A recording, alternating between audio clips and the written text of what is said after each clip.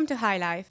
Today's guest is Giovanna Altomare, Public Relations and Communications Director at Orange Hospitality, the organization behind the most esteemed restaurants, including the Michelin Guide-rated Il Borro, Josette, and Maya Bay. So, tell me a little bit about Orange Hospitality and your role within in your own words. First of all, we are very excited to be here. So thank you so much for inviting us. As a luxury hospitality company, you know, we are very specialized in high life. So we are happy to share some insights. I'm the PR and communication director and for Orange Holding, the parent company of Orange Hospitality. Orange Hospitality holds different restaurants portfolio. One of our feature in the hospitality is the fact to take care of 360 approach from creating the brand to develop the menu and pick the location and everything. So like really deep diving. Amazing. So I believe you've been with Orange Hospitality for about 7 years. So you have been involved in Dubai's hospitality scene for quite a while now. So tell me, how is Dubai's hospitality scene different today from what it was like about 7 years ago? When I came to Dubai and I joined Orange Hospitality, the restaurant scene was completely different. I remember at that time the amount of restaurants in the city were something around 7,500, and now it's almost doubled. So one factor is definitely the increase of the competition.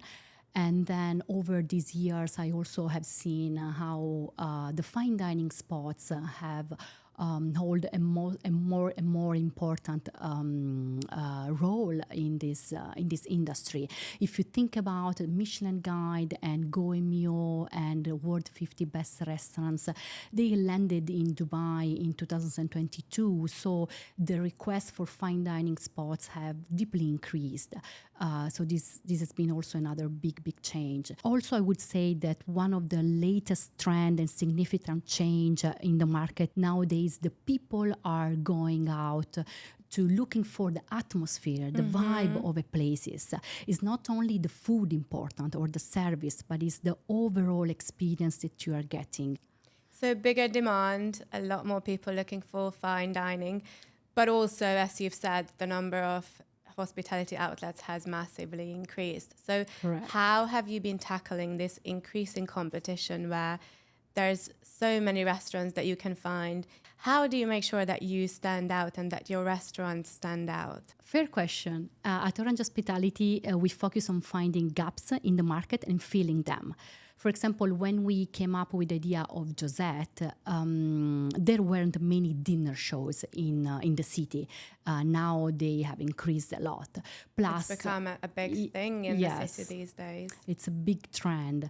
Plus, behind the simply concept of the restaurant, we work on a beautiful brand storytelling. So Josette, for example, the name is inspired by real French actors who lived in the past centuries.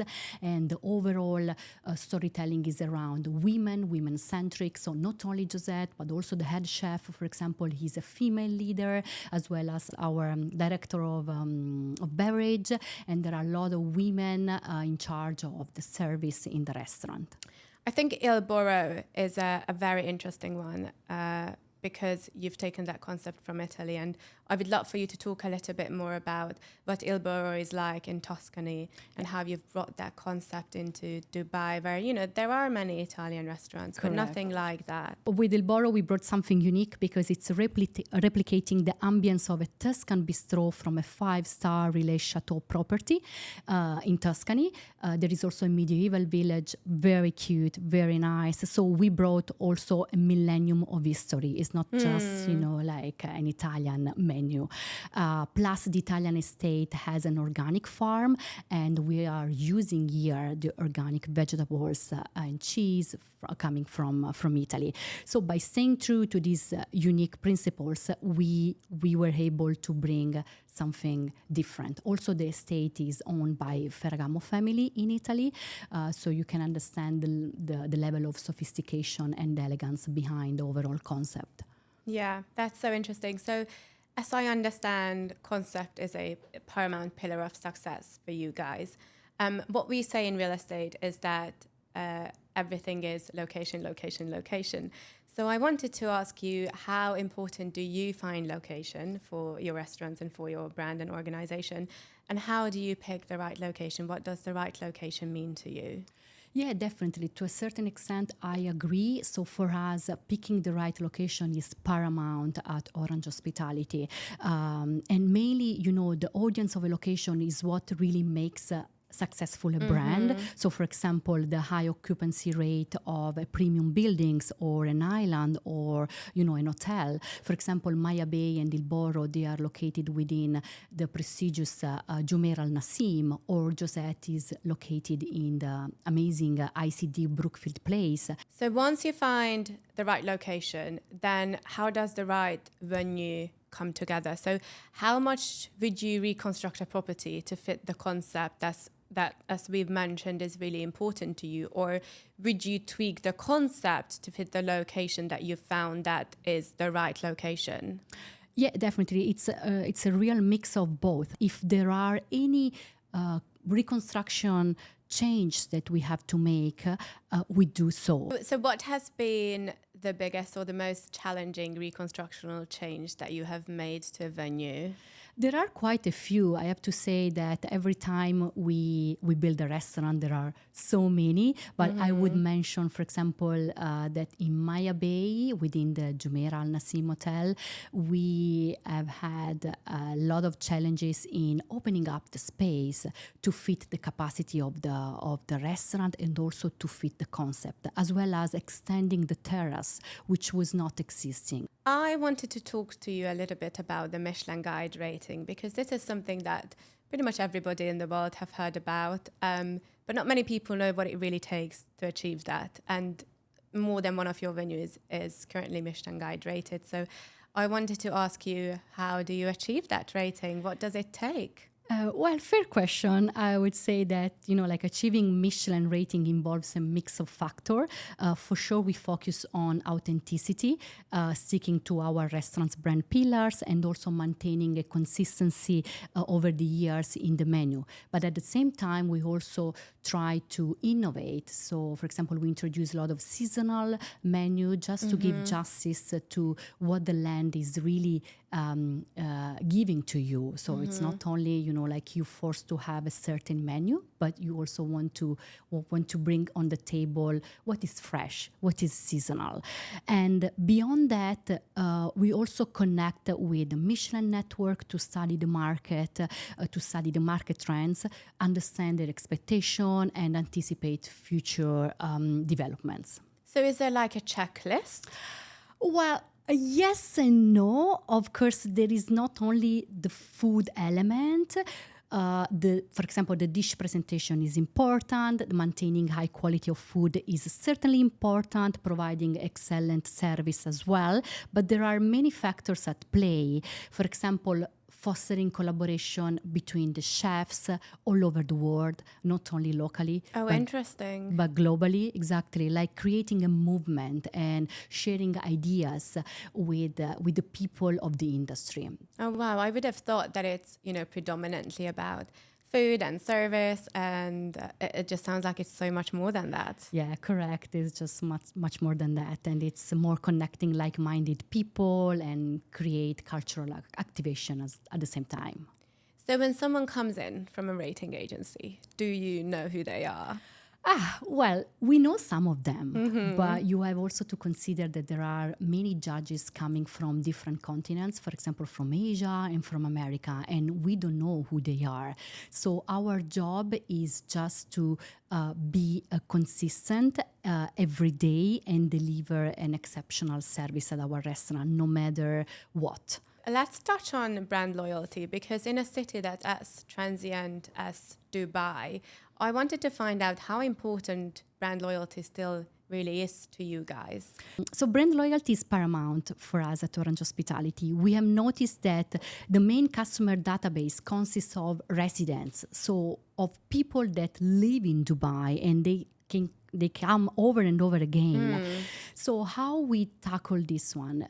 We consistently are in touch with our customers. For example, the hostess or the GMs, they know our customer by name. They know what's their favorite dishes or what's their favorite drink.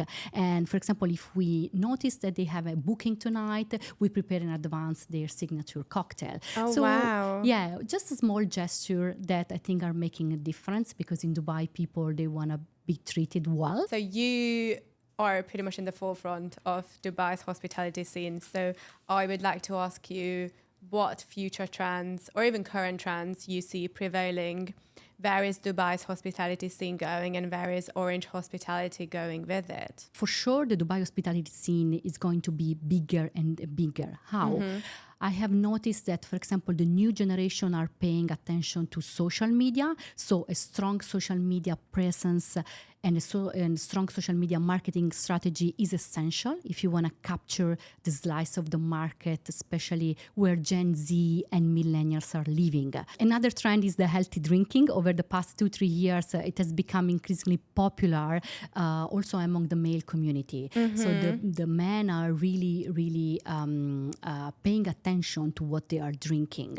And tequila, for example, has become very popular because it's been perceived as a lean liquor.